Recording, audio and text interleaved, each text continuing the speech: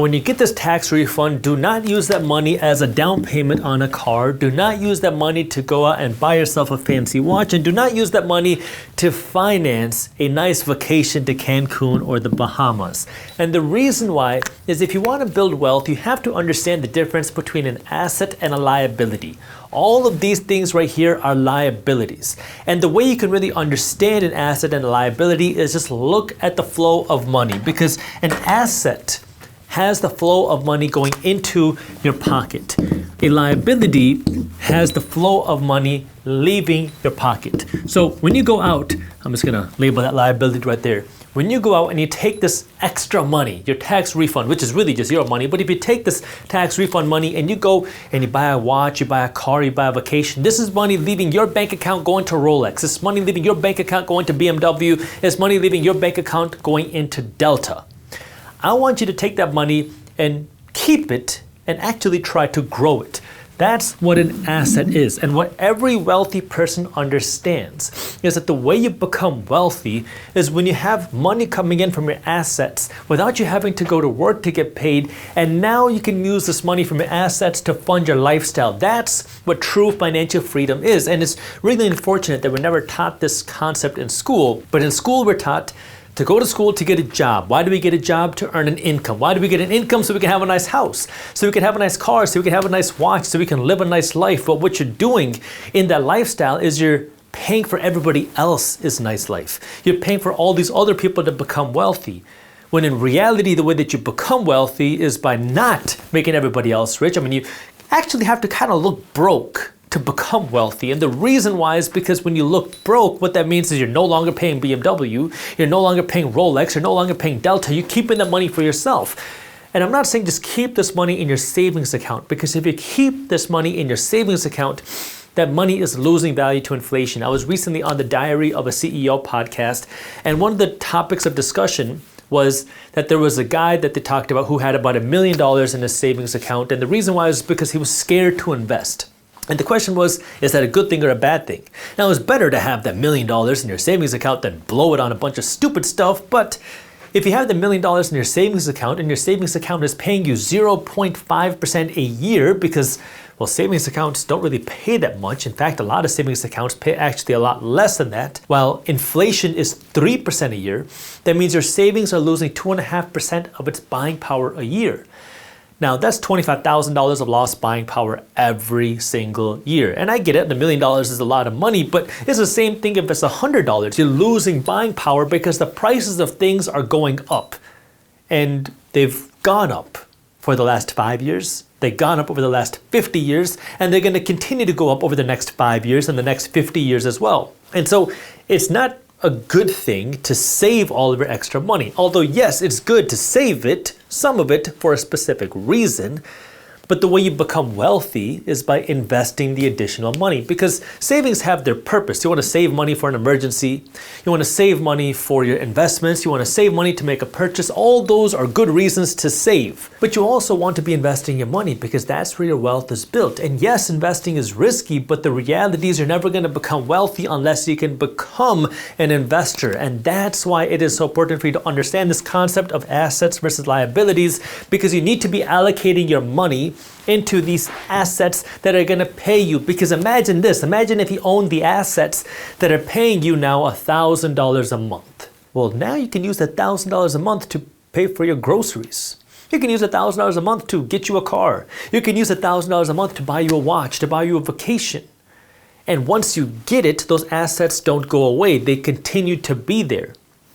That's the mindset shift that you have to make. Now, it's not easy to get to $1,000 a month of income from your investments, but it's possible. And if you're willing to stick with it for 10 years, I'll call it a decade of sacrifice, well, now you have the potential to build real wealth. You have the potential to build real income. You have the potential to build real freedom from your investments. But the only way you can do that is by taking your extra money and throwing it into these investments, into these assets, and then letting those assets grow for the long term. And that's what being wealthy is all about.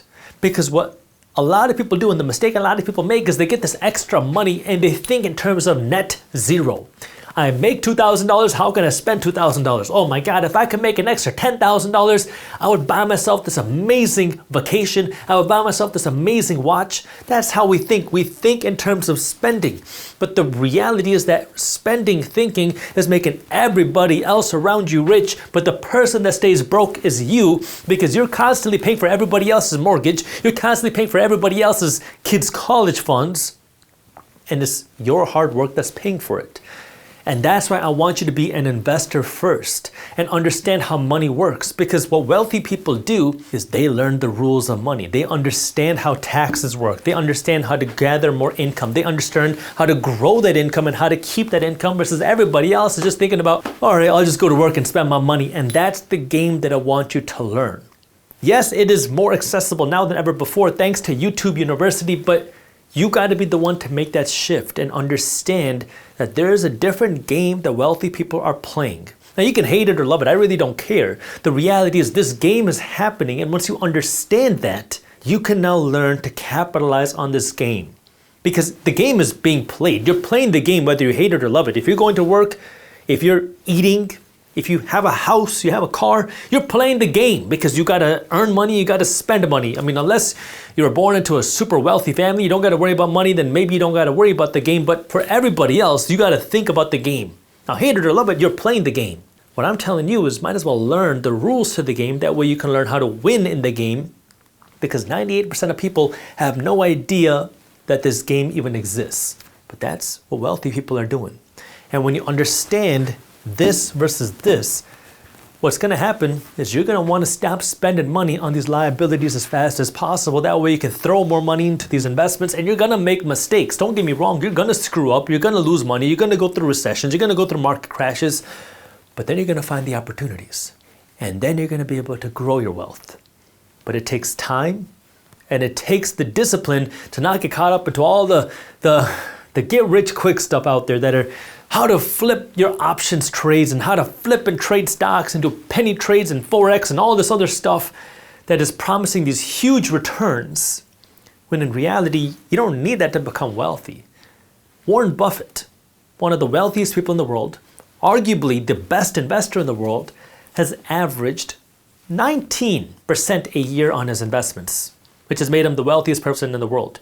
The reason why I say that isn't so you try to get 20% returns, because that is really difficult. But the reason why I say that is because there's a lot of people on the internet promising you 50% returns, 100% returns. Well, if that was real, they would be doing it. And those 50 to 100% returns are not sustainable. Maybe do it 1 year, 2 years, maybe 3 years, but over the long term, it's not sustainable. But there are ways to get slightly better than the market returns. I mean, there are ways to get 12% returns, 13% returns, 14% returns, which can compound over the long term. But it requires more work and time and research.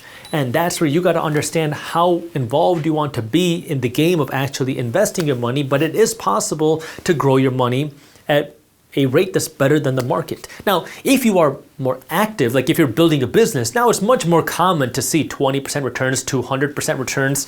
But if you're just passively investing your money, it's much harder to consistently sustain that.